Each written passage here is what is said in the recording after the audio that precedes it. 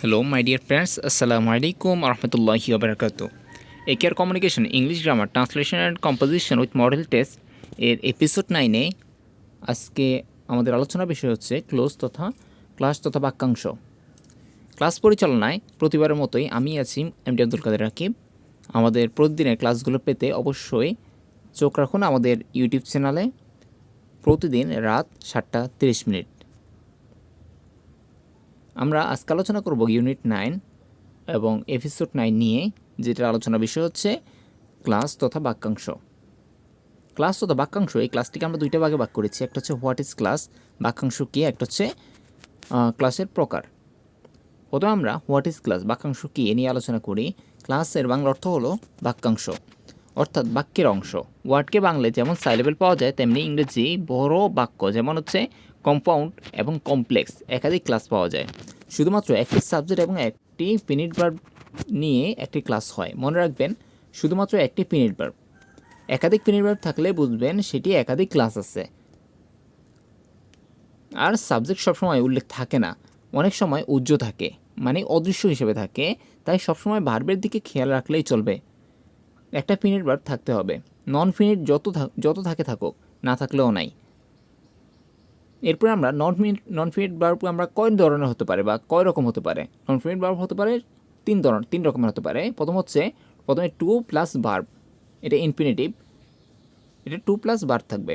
এরপরে verb plus ING, এটা হচ্ছে অ্যাকসেপ্ট কন্টিনিউয়াস টেন্স, এখানে এটা হচ্ছে পার্টিসিপল বা গ্রাউন্ডের মধ্যে থাকতে পারে। এরপর হচ্ছে ভার্ব থ্রি, এটার মানে কি, এটার মানে বোঝানো হচ্ছে অ্যাকসেপ্ট পারফেক্ট টেন্স।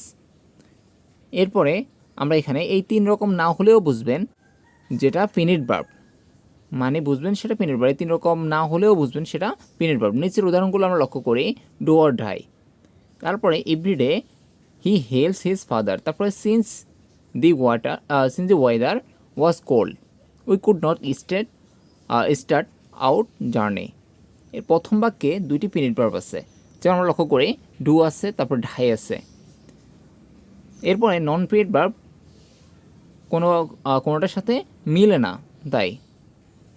আর তার মানে হচ্ছে কি, এখানে দুইটি ক্লাস আছে, মানে প্রথমে হচ্ছে ডো, এরপরে ঢাই আছে। তাহলে এখানে প্রথম বাক্যে আমরা পাইছি দুইটি ক্লাস। এরপরে দ্বিতীয় বাক্যে যখন হেল্পস আছে, তাহলে আমরা এখানে হেল্পস পাইছি একটি ফিনিট ভার্ব, যার কারণে এটাতে একটি ক্লাস আছে। তাহলে শব্দটা কিন্তু অনেক বড়। তাহলে এখানে একটা ফিনিট ভার্ব আমরা পেয়েছি, ওটা হচ্ছে হেল্পস। এরপরে তৃতীয় বাক্য আমরা লক্ষ্য করি। তৃতীয় বাক্যে লেখা আছে আমাদের ওয়াজ আছে, একটা ওয়াজ আর স্টার্ট। তাহলে ওয়াজ একটা হচ্ছে কি ভার্ব, ফিনিট ভার্ব আছে, আর একটা হচ্ছে স্টার্ট আছে। তাহলে এখানে দুটি ফিনিট ভার্ব থাকায় এখানে দুটি ক্লাস আছে। আশা করি ক্লাসের সংজ্ঞা বুঝতে পেরেছেন। এরপর আমরা পার্ট 2 আলোচনা করি ক্লাসের প্রকার নিয়ে। হ্যাঁ, ক্লাসকে আমরা তিন ভাগে ভাগ করতে পারি, বা ক্লাসকে তিন প্রকার হিসেবে ধরতে পারি। একটা হচ্ছে প্রিন্সিপাল বা স্বাধীন, একটা হচ্ছে সাবঅর্ডিনেটেড পরাধীন, আর একটা হচ্ছে কোঅর্ডিনেটেড অর্থাৎ সমশ্রেণীভুক্ত। যাই হোক, তৃতীয় ক্লাসটি আমাদের লাগবে না। দুইটা প্রিন্সিপাল ক্লাস মিলেই হয় তৃতীয় ক্লাসটি। এবার বিস্তারিত আলোচনা করি আমরা। প্রিন্সিপাল ক্লাস, যে ক্লাস অন্য কোনো ক্লাসের সাহায্য ছাড়াই পূর্ণাঙ্গ অর্থ প্রকাশ করতে পারে তাকে প্রিন্সিপাল ক্লাস বলে। প্রিন্সিপাল ক্লাস ছাড়া কোনো বাক্য হয় না। এরপরে সাবঅর্ডিনেটেড ক্লাস, যে ক্লাস অন্য কোনো ক্লাসের সাহায্য ছাড়া পূর্ণ অর্থ প্রকাশ করতে পারে না তাকে সাবঅর্ডিনেট ক্লাস বলে। এই ক্লাস শুধুমাত্র কমপ্লেক্স সেন্টেন্সে দেখা যায়। আমরা উদাহরণগুলো লক্ষ্য করি। Since he will ill, he could not go to school. এখানে দুইটি ক্লাস আছে। দুটি ক্লাস কি? সিন্স হি ওয়াজ ইল, এখানে আমরা লক্ষ্য করি সিন্স হি ওয়াজ, তাহলে এখানে ওয়াজ আছে, আর হচ্ছে কুড নট, তাহলে কুড আছে। এখানে আমরা পেয়েছিলাম কি, যেহেতু সে অসুস্থ ছিল, তাহলে সিন্স হি ওয়াজ ইল, যেহেতু সে অসুস্থ ছিল, হি কুড নট, সে পারেনি গো যেতে টু স্কুল, তো স্কুলে যেতে পারেনি। তাহলে আবার আমরা এখানে দেখতে পারি হি could not go to school, এখানে পর শব্দ আছে, তাহলে এখানে দুইটা আলাদা আলাদা শব্দ এখানে ব্যবহৃত হয়েছে। এর অর্থ হচ্ছে সে স্কুলে যেতে পারেনি, যেটা সম্পূর্ণ অর্থ প্রকাশ করেছে, তাই হচ্ছে এটা প্রিন্সিপাল ক্লাস। এরপরে দ্বিতীয় এক্সাম্পলটা আমরা লক্ষ্য করি। The man who came here yesterday is my brother. The man, লোকটি হু কাম এসেছিল হার ইয়েস্টারডে গতকাল, ইজ মাই ব্রাদার। এখানে লক্ষ্য করি আমরা, এখানে দুটি ক্লাস আছে। ফিনিট ভার্ব লক্ষ্য করুন, তবে একটি ক্লাসের ভিতরে আরেকটি ক্লাস। প্রিন্সিপাল ক্লাসটি হলো the man is my brother, আর সাবঅর্ডিনেটেড হলো হু কাম হেয়ার স্টারডে। এবার আমরা 3 নম্বর এক্সাম্পলটা লক্ষ্য করি। 3 নম্বর এক্সাম্পলটা কী আছে? I went to Kolkata. I went আমি চাই, টু কলকাতা যেতে, আমি কলকাতা যেতে চাই, অ্যান্ড মিট এবং সাক্ষাৎ করতে চাই, মাই ফ্রেন্ড আমার বন্ধুর সাথে। এখানে দুটি ক্লাস আলাদা করলেও নিজের অর্থ নিজে প্রকাশ করতে পারে, অর্থাৎ একটি ক্লাস আরেকটি ক্লাসের উপর নির্ভরশীল না। দুটি প্রিন্সিপাল ক্লাস হয় এটি কোঅর্ডিনেটেড ক্লাস, যেটা আগে লিখেছিলাম। সাধারণত একাধিক ক্লাস থাকলে দুইটি ক্লাসের মাঝে বা সাবঅর্ডিনেটেড ক্লাসের শুরুতে class maker and but or since as that, তারপর হচ্ছে ডাব্লিউএস কোশ্চেনগুলো বসতে পারে বা ইটিসি ইত্যাদি থাকতে পারে। পরীক্ষায় একটা বাক্য দিয়ে বলা হয় যে এই অংশটুকু কোন ক্লাসের, সেক্ষেত্রে আপনারা ক্লাস চিনতে হবে। সেক্ষেত্রে 3 ধরনের ক্লাস আমরা ব্যবহার করতে পারি: নাউন ক্লাস, তারপর হচ্ছে অ্যাডজেক্টিভ ক্লাস, আর একটা হচ্ছে অ্যাডভার্ব ক্লাস। নাউন ক্লাসটা কি? নাউন ক্লাস সম্পর্কে আমরা আলোচনা যদি করি, যে কোনো বাক্যের সাবজেক্ট বা অবজেক্ট যদি নাউন হয়, তাহলে সাবজেক্ট এবং অবজেক্ট যদি নাউন হয় সেই সূত্রে আমরা সাবজেক্ট এবং অবজেক্ট ক্লাসকে বলতে পারি নাউন ক্লাস। এটা চেনার উপায় কি? ভার্বকে কে বা কারা দিয়ে প্রশ্ন করলে সাবজেক্ট পাওয়া যায়, আবার কি কাকে দিয়ে প্রশ্ন করলে অবজেক্ট পাওয়া যায়।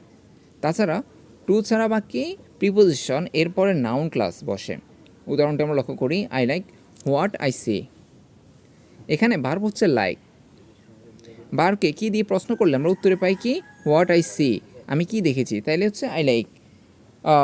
আমি কি দেখেছি, তাহলে হোয়াট আই সি, আমি যা দেখেছি, তাই এটা হচ্ছে নাউন ক্লাস। এরপর অ্যাডজেক্টিভ ক্লাস। অ্যাডজেক্টিভ ক্লাস কাকে বলে? আমরা জানি অ্যাডজেক্টিভ সাধারণত নাউন বা প্রনাউনকে মডিফাই বা নির্দেশ করে। সেই সূত্রে অ্যাডজেক্টিভ ক্লাস বা নাউন বা প্রনাউনকে মডিফাই করবে। চিনার উপায় হচ্ছে কি? সাধারণত আমরা লক্ষ্য করি নাউনের পরে এই ধরনের ক্লাস দেওয়া থাকে এবং ক্লাসটি উক্ত নাউন সম্পর্কে তথ্য দেয়। উদাহরণটা আমরা খেয়াল করি, হি ইজ দ্য ম্যান। এরপরে হু কাম হেয়ার ইয়েস্টারডে। এখানে ম্যান নাউনকে মডিফাই করেছে। এখানে হু ক্যাম হেয়ার ইয়েস্টারডে, অর্থাৎ সেই ক্লাসটি ম্যান সম্পর্কে তথ্য দিচ্ছে, তাই এটা অ্যাডজেক্টিভ ক্লাস। এরপর আমরা আরেকটা ক্লাস সম্পর্কে আলোচনা করেছিলাম, অ্যাডভার্ব ক্লাস। অ্যাডভার্ব ক্লাসটা কি? অ্যাডভার্ব সাধারণত ভার্বকে মডিফাই করে। সেই সূত্রে অ্যাডভার্ব ক্লাসকে ভার্বকে মডিফাই করবে।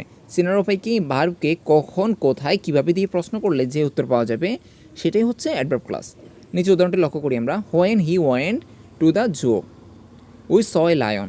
হোয়েন যখন, হি ওয়েন্ট সে চায়, টু দ্য জু সে চিড়িয়াখানায় যায়, যখন সে চিড়িয়াখানায় যায় বা যখন সে চিড়িয়াখানায় গেল, উই স যখন আমরা চিড়িয়াখানায় গেলাম, তাহলে ইউ তো এখানে না, এখানে উই। তাহলে হোয়েন যখন, we went to the zoo আমরা যখন চিড়িয়াখানায় গেলাম, উই স আমরা দেখলাম এ লায়ন, আমরা কি সিংহ দেখলাম। তাহলে এখানে ভার্ব সকে কখন দিয়ে প্রশ্ন করলে উত্তরে পাওয়া যায় কি? When we went to the zoo. When যখন, we went to the zoo আমরা চিড়িয়াখানায় ঢুকলাম বা চিড়িয়াখানায় গেলাম, তাই এটা হচ্ছে অ্যাডভার্ব ক্লাস। আজকে আমরা ক্লাস নিয়ে আলোচনা। আপনাদের যদি কোনো প্রশ্ন থাকে তাহলে আমাদের প্রশ্ন করতে পারেন এবং আমাদের কমেন্ট বক্সে প্রশ্ন করতে পারেন, এবং আমাদের আরও ভিডিওগুলো পেতে, পরবর্তী ক্লাসগুলো পেতে অবশ্যই আমাদের স্বপ্নবাগানের ডায়েরি চ্যানেলটি সাবস্ক্রাইব করতে পারেন এবং আমাদের স্বপ্নবাগানের ডায়েরি ফেসবুক পেজটি ফলো করে রাখতে পারেন। আর যদি আপনারা পরবর্তী ক্লাসগুলো পেতে চান তাহলে অবশ্যই চোখ রাখবেন আমাদের ইউটিউব চ্যানেলে। সন্ধ্যা রাত 8:30 প্রতিদিন আমাদের ক্লাসগুলো রাত 8:30 আপনারা পেয়ে যাবেন। আমাদের সাথে থাকার জন্য অসংখ্য ধন্যবাদ। আসসালামু আলাইকুম রহমতুল্লাহি ওয়া বারাকাতুহু।